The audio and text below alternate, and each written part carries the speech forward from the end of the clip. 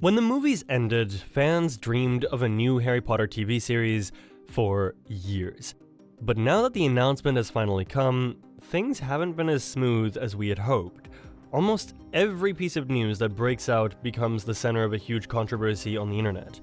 Whether it's the casting decisions or the problematic decision to do a remake of the films, fans just can't seem to decide which bit of news to hate more. Initially, I thought that the show wouldn't survive past the first season, but now there's news of a boycott before the series has even begun. The reason is none other than J.K. Rowling's involvement in the show's creative arc and casting decisions. So, what exactly happened? What did J.K. Rowling say that makes fans think of boycotting the show altogether? Let's take a deeper look and see if the fans' views are justified. J.K. Rowling has never been one to stay silent, especially on issues she feels passionate about. But in recent years, her public statements have turned into a call for war. What began as a few remarks about sex and gender quickly escalated into an online debate. It began sparking calls from fans for virtual protests and to boycott everything the writer had ever written or produced. Now, here's the funny bit. All Rowling had to do was let time bury the hatchet. But as you might have guessed, she did the complete opposite. She refused to back down. In her defense, Rowling argued that her views were in support of women and to protect feminist spaces, but many people took her comments as dismissive towards transgender people. What some saw as opinion, others viewed as direct attack on trans people, and that was enough to cause a buzz on social media. Fast forward to today, things are beyond messed up. Rowling refuses to admit that she made a mistake, and the people on the other side keep demanding an apology from her. Well, the apology isn't coming anytime soon, and that's what has truly pissed off the fans. Instead of backing down, she started becoming defensive. It felt almost as if she was enjoying the chaos she had caused on the internet. She published essays, engaged with like-minded supporters, and basically showed no signs of retreating, making people more mad. She was literally, deliberately fanning the flames. While some fans admire her conviction, others feel betrayed, particularly those who once saw the Harry Potter universe as a symbol of inclusion and acceptance. They have slowly started distancing themselves from the Harry Potter universe and everything Rowling built for her fans. At this point, her name alone is enough to start a heated argument. It often ends up dividing fans into two fighting parties and has put a big stain on anything remotely related to the Harry Potter world. Things would have eventually died down, but now with her direct involvement in the upcoming HBO Max series, the voices against Rowling have started rising again. When news broke out that J.K. Rowling would be directly involved in HBO Max's upcoming Harry Potter reboot, it wasn't met with excitement. It was met with backlash. Not because fans no longer loved the Wizarding World, but because they were deeply conflicted about the person who created it. You'd think the people would have realized by now that Rowling didn't care for criticism, but no, that's not the case. Her critics have found a new way to fight against her views: boycott the show altogether. Let's take a closer look at why some fans believe boycotting is the only way to move forward. The first thing you need to understand is that the new TV show is not just inspired by Rowling's work, it is being built with her active participation. Rowling is a producer on the show, meaning that she has a say in every creative direction, casting choice, and possibly even storyline development. For the people on the other side, this was the deal breaker. If Rowling is in anything, they won't be watching it or endorsing it. Now, if she were not in the production, there might be room to separate the story from the author. At least that's what I'd like to believe, but the voices from the people make it clear that they won't be drawing the line between art and the artist. They think that every time someone streams the show or buys merchandise, it's indirectly supporting her brand and in turn, her views. So, they refuse to endorse a show whose creator, a public figure, speaks against the mainstream narrative. And that's how the calls for a boycott started gaining momentum. Boycotters argue that media companies like Warner Bros. And HBO Max must be held accountable for continuing to partner with someone who's made such comments. To them, silence means they are equally complicit. Watching the show, even out of curiosity, feels like giving power to a person whose views they find harmful. Another interesting thing to note is that Rowling's tweets weren't just one-time mistakes. They've become a pattern, and fans were quick to notice that. This almost calculated, repeated behavior has pushed even loyal followers to finally take a stand. Whether they're right or not is a whole other debate.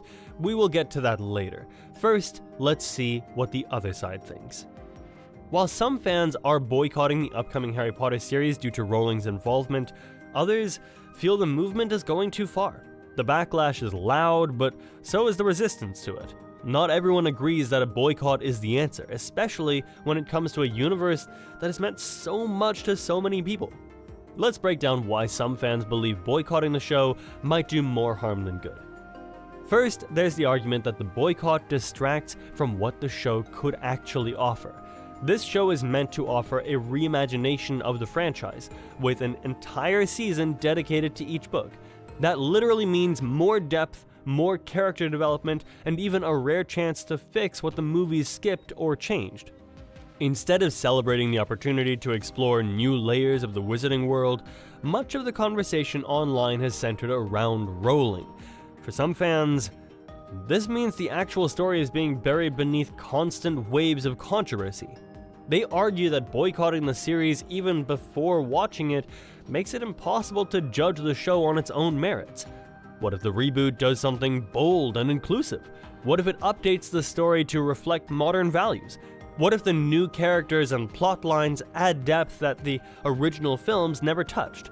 By dismissing the show purely on principle, fans might be missing out on something that could genuinely evolve the Harry Potter legacy for the better.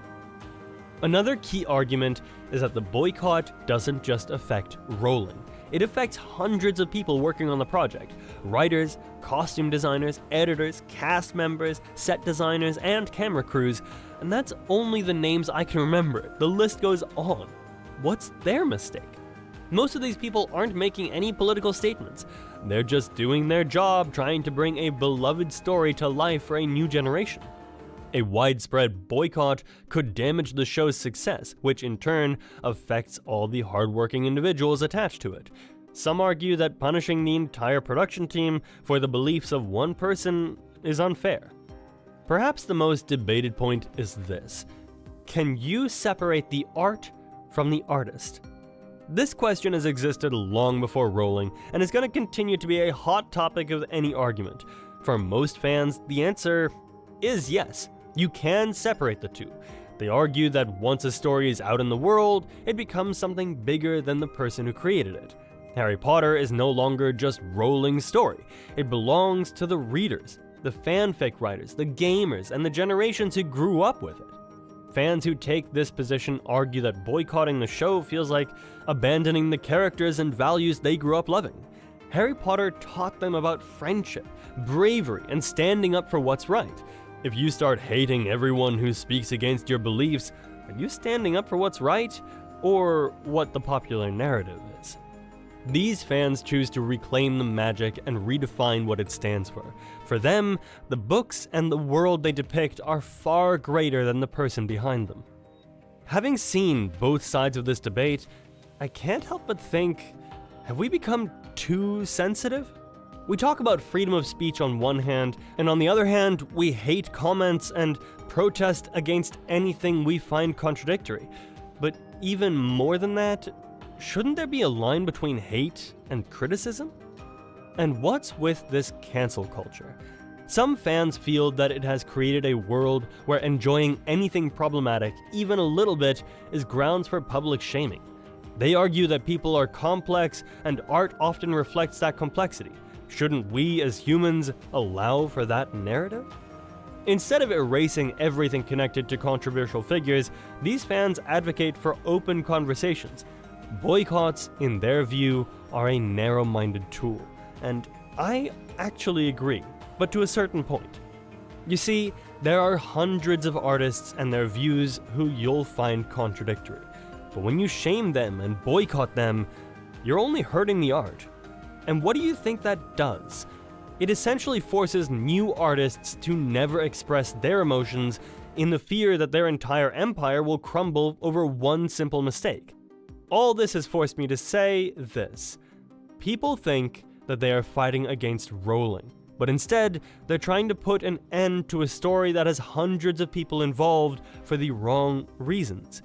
You can have your own personal reasons for not watching the show, sure, but calling for an all-out boycott sounds a bit too extreme.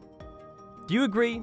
Share your thoughts in the comments below, smash that like button if you enjoyed the video, and don't forget to hit subscribe. And as always, stay curious, stay magical, and don't forget to subscribe for more Wizarding World deep dives, and I'll catch you next time.